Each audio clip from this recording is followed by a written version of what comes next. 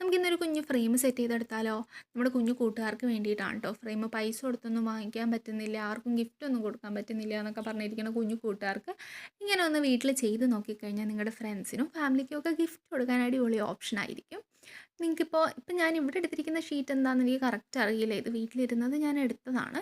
നിങ്ങളിപ്പോൾ നമ്മൾ online order വാങ്ങിക്കുമ്പോഴൊക്കെ കിട്ടുന്ന ബോക്സൊക്കെ ഇല്ലേ കാർഡ്ബോർഡിൻ്റെ, അത് യൂസ് ചെയ്താലും മതി.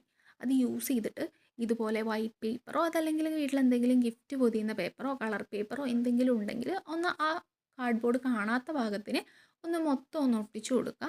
അത് കഴിഞ്ഞിട്ട് നിങ്ങളുടെ കയ്യിൽ ഫോട്ടോ ചേർത്ത് ഇതുപോലത്തെ പോളറോയിഡ്സ് നിങ്ങൾ എവിടെന്നെങ്കിലും വാങ്ങിച്ചത് ഇരിപ്പുണ്ടെങ്കിൽ അങ്ങനെ, അതല്ലെങ്കിൽ കോഡ്സ് കാര്യങ്ങളൊക്കെ ഇല്ലേ, നമുക്ക് എന്തെങ്കിലും ഇപ്പോൾ ഫാദേഴ്സ് ഡേക്കോ ടീച്ചേഴ്സ് ഡേക്കോ ഒക്കെ ആയിട്ട് നമുക്ക് എന്തെങ്കിലുമൊക്കെ ഇങ്ങനെ കോഡ്സ് എഴുതിയിട്ട് നമുക്ക് അവർക്ക് ഗിഫ്റ്റ് കൊടുക്കാൻ പറ്റും. അതും അല്ലെങ്കിൽ നിങ്ങൾക്ക് ഇതുപോലെ സെറ്റ് ചെയ്തിട്ട് നിങ്ങളുടെ റൂമിലൊക്കെ ഒട്ടിച്ച് വെക്കാൻ പറ്റും. ഇനി പോളറോയിഡ്സ് അല്ലെങ്കിൽ ഫോട്ടോ പ്രിൻ്റ് എങ്ങനെയാണ് എടുക്കേണ്ടതെന്ന് അറിയണം